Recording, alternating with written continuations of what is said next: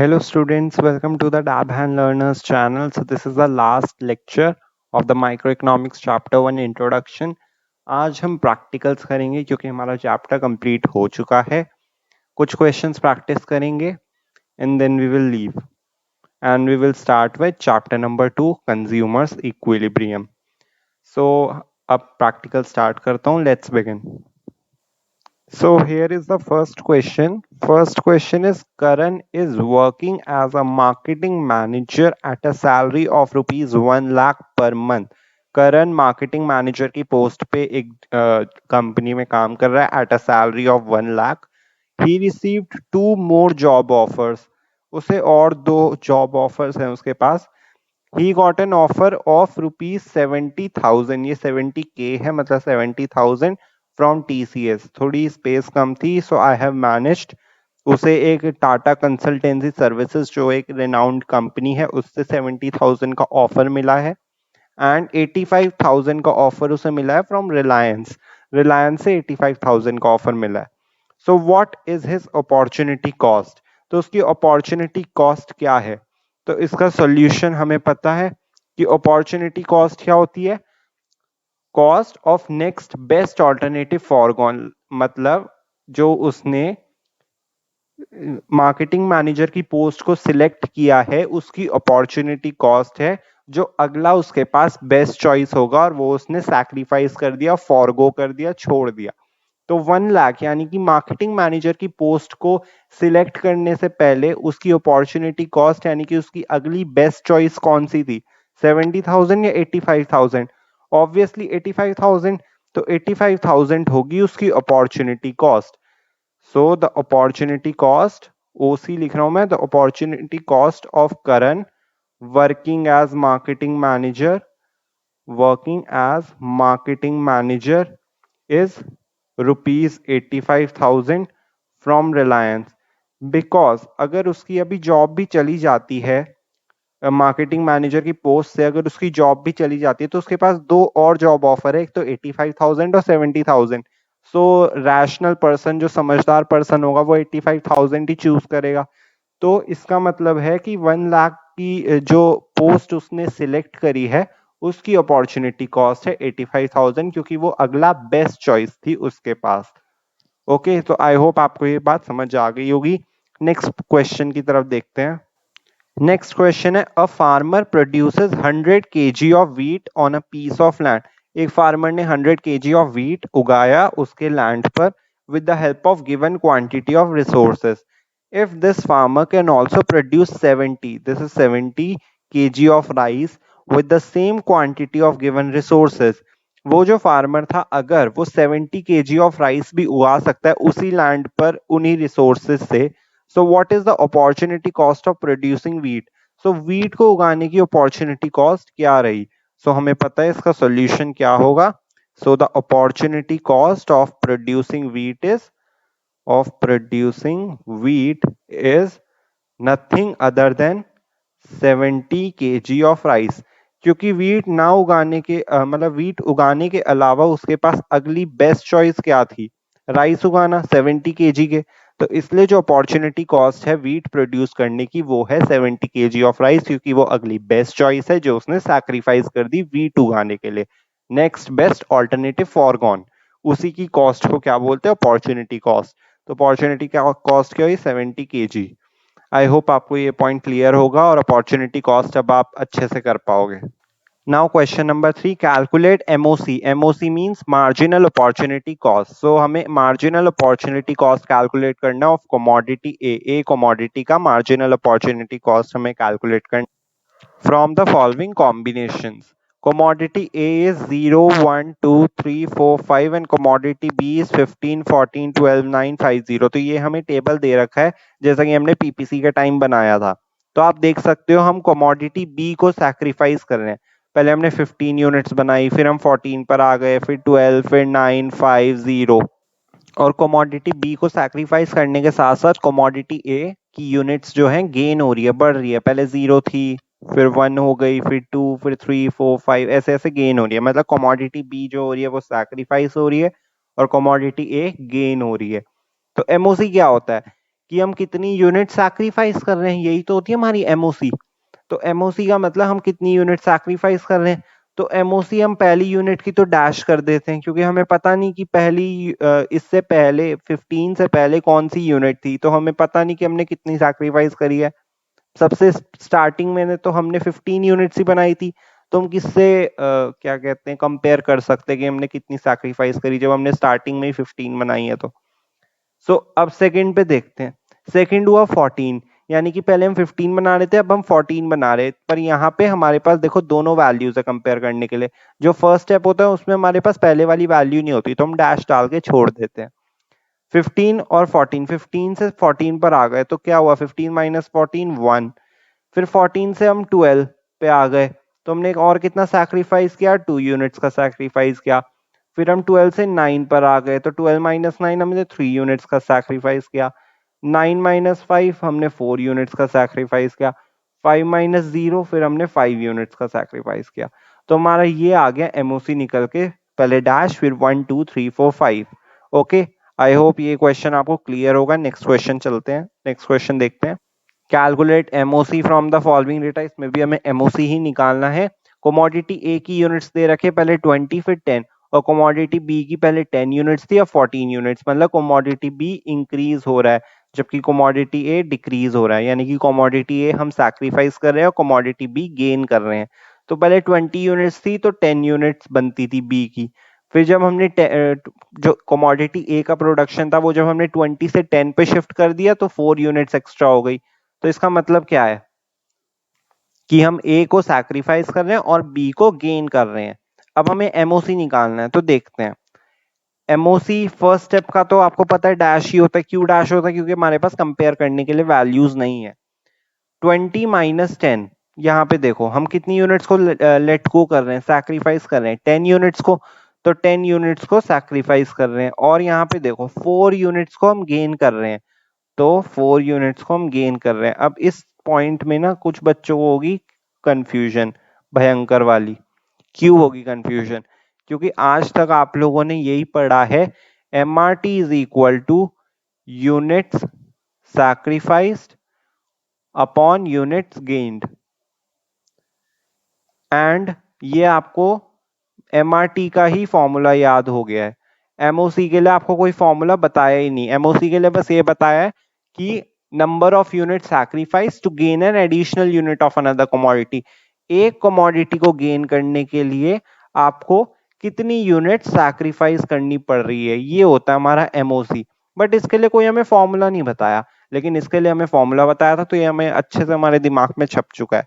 But MOC के लिए नहीं बताया, तो वो ये एमओसी मैं आपको बता देता हूँ। एमओसी की डेफिनेशन ने बस आपको इतना बोला है कि आप कितनी यूनिट्स को सैक्रिफाइस कर रहे हो ताकि आप एक यूनिट को गेन कर सको। आप एक गुड की, फर्स्ट गुड की कितनी यूनिट्स को सैक्रिफाइस कर रहे हो ताकि आप दूसरे गुड की एक यूनिट को गेन कर पाओ। तो देखो यहाँ पे इस क्वेश्चन में देखो, और पिछले क्वेश्चन को भी देखो एक बार। सबसे पहले मैं पिछले क्वेश्चन को दिखाता हूँ। इसमें देखो आपने 15 में से 14 यूनिट्स यानी कि एक यूनिट का सैक्रिफाइस तो किया था, लेकिन ऊपर देखो एक यूनिट का गेन भी किया था। तो असल में क्या होना चाहिए आंसर, 1/1, लेकिन आता क्या 1। ऐसे ही इसमें देखो 14 में से हम 12 यूनिट्स पर आ गए, कितनी यूनिट्स का सैक्रिफाइस किया, 2 यूनिट्स का सैक्रिफाइस किया, और ऊपर एक यूनिट का हमने गेन किया। 1 से लेके 2 पर आ गए, कमोडिटी ए में देखो 1 से 2 पर आ गए, तो 1 यूनिट का गेन किया, तो 2/1 आया कितना 2। फिर 12 में से मैंने 9 यूनिट्स पे चला गया, मतलब मैंने 3 यूनिट्स का सैक्रिफाइस किया, लेकिन ऊपर कमोडिटी ए में कितना गेन हुआ, 2 से 3 पे चला गया मैं, तो 3/1, क्योंकि एक यूनिट का गेन है। ऐसे ही इसमें 9 माइनस 5 4, मैंने 4 यूनिट्स का सैक्रिफाइस किया, लेकिन ऊपर मैंने एक यूनिट का गेन किया, तो 4/1। और फिर इसमें भी 5 यूनिट्स का मैंने सैक्रिफाइस किया, ऊपर 4 से 5 यूनिट्स का प्रोडक्शन हो गया, तो 5/1 5।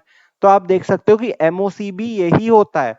एमओसी और एमआरटी एक तरीके से सेम ही होता है। एमओसी बस डेफिनेशन की टर्म्स में दे रखा है और एमआरटी आपको फॉर्मूले से अच्छे दे रखा है, क्योंकि एमआरटी जो है वो पीपीएफ की स्लोप है।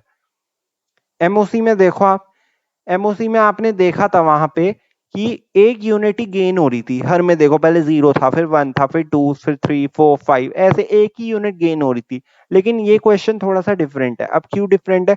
क्योंकि यहाँ एक यूनिट गेन नहीं हो रही। यहाँ पे अगर 11 होता तो बात वहीं की वहीं रह जाती, एक यूनिट ही गेन हो रही है। लेकिन अब क्वेश्चन में ट्विस्ट दे दिया, यहाँ पे 4 यूनिट्स गेन हो रही है। अब अगर यहाँ पे 1 यूनिट गेन होती तो हम यहाँ पे क्या लिखते?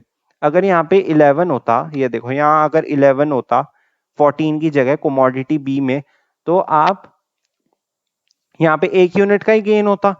तो सिंपली बच्चे क्या करते, 10/1 होता तो बच्चे लिख कर आते 10, स्टूडेंट्स 10 लिख कर आते। लेकिन अब आपको फिर आप पता है ये देखते 10/1 भी कोई नहीं देखता, जो सिर्फ कॉन्सेप्चुअली पढ़कर आया वही देखता 10/1 भी। सब यही देखते कि यूनिट्स कितनी सैक्रिफाइस किए, 10, तो 10 हो गया हमारा एमओसी। पर ऐसा नहीं है। एमओसी तभी, हम सिर्फ सैक्रिफाइस यूनिट्स हम तभी देखेंगे। मतलब जब मैं ऐसे करता हूँ ना 20 - 10, फिर इसमें से ये माइनस कर दो, ये मैं तब भी पॉसिबल कर पाता हूँ जब यहाँ पे मेरे को सिर्फ एक यूनिट का गेन दिखता है। जैसे कि 10, 11, 12, 13, अगर सिंपल ऐसे दे रखा है तो ही मैं ऐसे माइनस कर सकता हूँ। क्योंकि डेफिनेशन भी मेरे को यही बोलती है कि अगर एक यूनिट गेन हो रही है तो जितने नंबर ऑफ यूनिट्स आप सैक्रिफाइस कर रहे हो वो एमओसी है। बट स्टूडेंट्स यहाँ पे एक यूनिट गेन नहीं हो रही है, यहाँ पे 4 यूनिट्स गेन हो रही है। इसकी वजह से ही यहाँ पे मैंने क्या किया, इस पे मैंने, इसलिए मैंने यहाँ पे 10/4 किया, क्योंकि 10 यूनिट्स मैंने सैक्रिफाइस किया और 4 यूनिट्स मैंने गेन की है। 10/4 2.5। अगर यहाँ पे 1 यूनिट ही गेन, यहाँ पे 14 है, अगर यहाँ पे 1 यूनिट गेन ही हो रही होती 11, तो मैं यहाँ पे 10/1 करता और हमारा आंसर पहले जैसे क्वेश्चन 3 में था 10 वैसे ही आ जाता। लेकिन अब यहाँ पे 4 यूनिट्स मैंने गेन कर रखी है, 4 यूनिट्स, तो 10/4 आएगा। आई होप ये आपको क्लियर है। एक क्वेश्चन और देखते हैं एमओसी का, इसमें आपको और अच्छे से क्लियर हो जाएगा। फिर आपको अपॉर्चुनिटी कॉस्ट और एमओसी सारे क्वेश्चंस आने लगेंगे। ये देखो यहाँ पे मैं एमओसी का एक टेबल बना लेता हूँ एक और, फिर मैं आपको करवाता हूँ ये क्वेश्चन। ये देखो गुड एक्स, सबसे पहले तो हमें ये देखना है कौन सा गुड सैक्रिफाइस कर रहा है, कौन सा गुड गेन कर रहा है। सो गुड एक्स 0, 10, 20, 30, 40 है ना, तो मतलब ये गेन कर रहा है। और गुड वाई 200, 180, 140 ये फॉल कर रहा है, मतलब गुड वाई हम सैक्रिफाइस कर रहे हैं। तो अब ये देखो एमओसी क्या होता है, number of unit sacrifice to gain an additional unit. एक यूनिट को गेन करने के लिए आप कितनी सैक्रिफाइस कर रहे हो। तो ये देखो 200 और 180, पहला तो डैश होता है आपको पता ही है, हम कंपेयर नहीं कर पाते। सेकेंड स्टेप में देखो 200 से हम 180 पर आ गए, मतलब हमने 20 यूनिट्स का सैक्रिफाइस किया, 20 यूनिट्स का सैक्रिफाइस किया। अब मैं क्या एमओसी 20 लिख दूं? नहीं, क्योंकि ऊपर 10 यूनिट से गेन हो रहा है। देखो 10 यूनिट से गेन हो रहा है। अगर यहाँ 1 यूनिट से गेन होता तो कोई दिक्कत नहीं थी, पर अब यहाँ 10 यूनिट से गेन हो रहा है। सो 20/10 2 आ जाएगा। 180 से 140 कितनी यूनिट्स का सैक्रिफाइस, 40 यूनिट्स का। और गेन कितनी यूनिट्स का ऊपर, 10 यूनिट्स का। 40/10 4। फिर 140 से 80 पे चले गए, 60 यूनिट्स का सैक्रिफाइस। 140 माइनस 80 60 होता है, तो 60 यूनिट्स का सैक्रिफाइस हुआ और ऊपर 1 यूनिट का गेन हो रहा है। 10, सॉरी ऊपर 10 यूनिट्स का गेन हो रहा है, तो 60/10 6। देन 80 से मैं 0 पे गया तो कितनी यूनिट्स का सैक्रिफाइस हो रहा है, 80। देन और 30 से 40 पे चले जाऊं तो +10 10 यूनिट्स का गेन हो रहा है। तो कितनी यूनिट्स, सॉरी मतलब एमओसी हमारा हो गया 8। ओके, तो आपको समझ आ गया होगा कि अगर एक यूनिट से गेन हो रहा होता है तो हमें सिर्फ नंबर ऑफ यूनिट सैक्रिफाइस ही देखना है। लेकिन अगर आपको ज्यादा दिख रही है यूनिट्स, यानी कि गेन गेन जो कर रही है यूनिट्स वो अगर ज्यादा है, 1 से बड़ी है, तो आपको फॉर्मूला ही ध्यान देना है। ये आप सिंपली ये कर लो, कोई जरूरत नहीं है इतना ध्यान देने की। आप भी यही कर लो, delta units sacrificed upon delta units gain. ये भी एक फॉर्मूला है, आप इसी से ही कर लिया करो क्वेश्चन को, it would be more easy. Okay, don't take so much stress कि कितनी यूनिट से गेन कर रहे हैं। आपको बस ये देखना है कौन सा गुड सैक्रिफाइस कर रहा है, कौन सा गेन कर रहा है। उसके बाद आपको यही वाला स्टेप कर लेना है एमओसी में भी और एमआरटी में भी। बट स्लोप जो है पीपीएफ की वो एमआरटी ही होती है। ओके, आई होप आपको ये अब अच्छे से क्लियर हो गया होगा। नाउ लास्ट क्वेश्चन देखते हैं for today's lecture. An economy produces two commodities, एक कमोडिटी एक इकोनॉमी में दो कमोडिटी बनती है, एक्स और Y. Its production possibilities are shown in the following table. Possibilities हमें दे रखी है जैसा हमने कर्व में पढ़ी थी। कोमोडिटी एक्स देखो 0, फिर 1, फिर 2, 3, 4, 5। यहाँ पे देखो एक एक यूनिट का ही गेन हो रहा है, +1 ही हो रहा है सब में। ओके, और कोमोडिटी वाई जो है सैक्रिफाइस हो रही है 20 से 14, फिर 14 से 9, 9 से 5, 5 से 2, 2 से 0। तो हमें क्या कह रहा है वो करने के लिए? सबसे पहले तो बोला तुम एमआरटी निकालो। अब एमआरटी निकालने के लिए अब मैं स्पेस कर लेता हूँ यहाँ थोड़ी, और एमआरटी निकालना है। अब एमआरटी आपको तो पता है क्या होता है, रेशियो होता है, और रेशियो में न्यूमरेटर डिनोमिनेटर हमें दोनों लिखने पड़ते हैं। एमओसी में क्या था, सिर्फ हमें नंबर का पता था कि दोनों को सिंप्लीफाई करके आपका क्या नंबर आता है, लेकिन एमआरटी तो रेशियो हमें दोनों लिखना है। तो अब देखो 20 यूनिट्स थे। एमआरटी भी फर्स्ट स्टेप पे डैश कर देते हैं हम, क्योंकि आता नहीं है कंपेयर करने के लिए, यहाँ भी वैल्यू नहीं है। एमआरटी में सेकंड स्टेप में हम देखते हैं 14, 20 से 14 हो गया, यानी कि 6 यूनिट्स का सैक्रिफाइस, और उसके बाद 1 यूनिट का गेन, तो 6/1 6 आई एमआरटी। फिर 14 से जब 9 पे गए तो 5 यूनिट्स का सैक्रिफाइस हुआ, तो 5 यूनिट्स का सैक्रिफाइस हुआ और 1 यूनिट का गेन, 1 से 2 हो गया ना, तो 5 आया एमआरटी। फिर 9 से जब 5 पे गए तो 4 यूनिट्स का सैक्रिफाइस, 9 - 5 4, और 2 से जब 3 पे गए तो 1 यूनिट का गेन हुआ, 4 आ गया। देन 5 से हम 2 पे चले गए तो 5 - 2 3 यूनिट्स का सैक्रिफाइस हुआ, और नीचे 1 यूनिट का गेन, तो 3 आया यहाँ पे। सिमिलरली यहाँ पे 2 यूनिट्स का सैक्रिफाइस हुआ, 2 से 0 पे आ गया पूरा प्रोडक्शन, तो 2 यूनिट्स का और सैक्रिफाइस कर दिया, और 1 यूनिट का गेन 4 से 5 हो गया, सो 2। सो 6 5 4 3 2। ओके, ये आया हमारा एमआरटी। अब वो कह रहा है construct PPC with the help of given possibilities. हमें पीपीसी कंस्ट्रक्ट करना है, तो वैसे ही हम पॉइंट्स को लोकेट करके कर देंगे।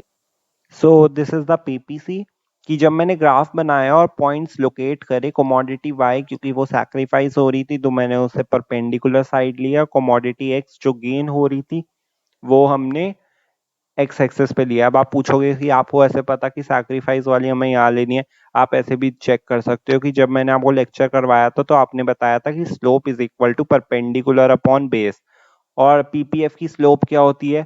Delta unit sacrifice upon delta units gained. तो इसका मतलब गेन वाली जो कमोडिटी है वो मैं बेस पे रखनी है, और कमोडिटी एक्स गेन हो रही थी, और जबकि सैक्रिफाइस जो कमोडिटी हो रही है वो परपेंडिकुलर साइड लेनी है, और वाई जो है वो सैक्रिफाइस हो रही थी।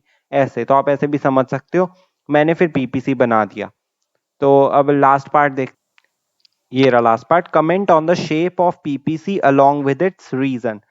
पीपीसी की शेप पे कमेंट करो, तो क्या कमेंट करूं इसकी शेप पे? इसकी शेप पे हम ये कमेंट कर सकते हैं कि जो पीपीसी की शेप है ना, PPC is convex shaped. PPC convex shaped है क्योंकि देखो असल में पीपीसी कैसा जाता है, ऐसे, हमारा तो ऐसे जा रहा है, तो पीपीसी इज कन्वेक्स शेप्ड। और हमने क्या रीजन पढ़ा था कि कन्वेक्स शेप्ड क्यों होता है?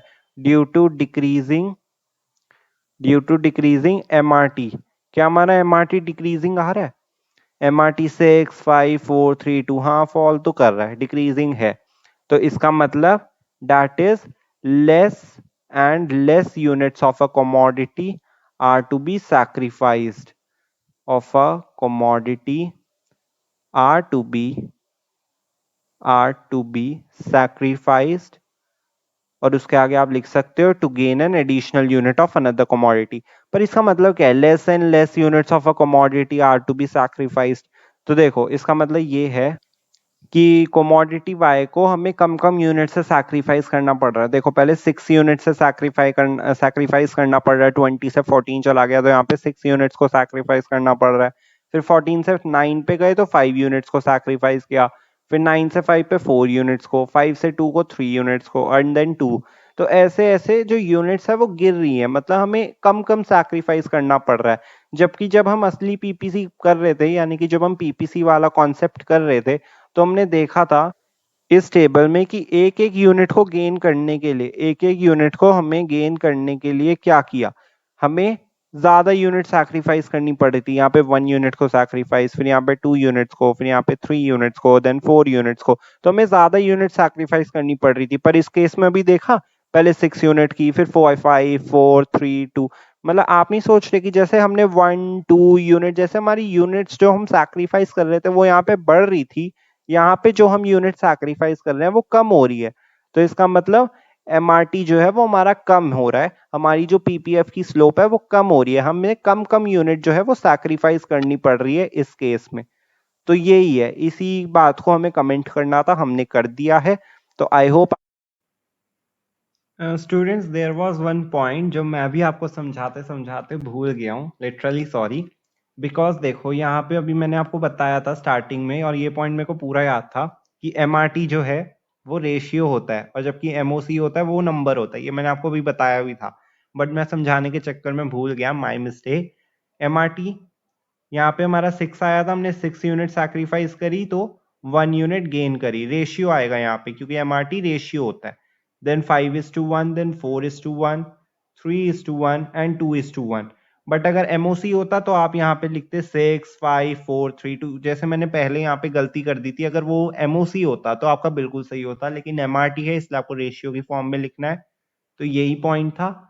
आई होप आपको पीपीसी, अपॉर्चुनिटी कॉस्ट और एमओसी एमआरटी क्लियर हो गया होगा। एमओसी एमआरटी का सेम ही फॉर्मूला होता है, ओके, और एमआरटी पीपीएफ की स्लोप होती है। सो आई होप आपको सब क्लियर है। And if you have any queries and doubts, please do comment. And if you like my lecture, please like, comment, share and subscribe my channel. Thank you so much, have a nice day, bye bye.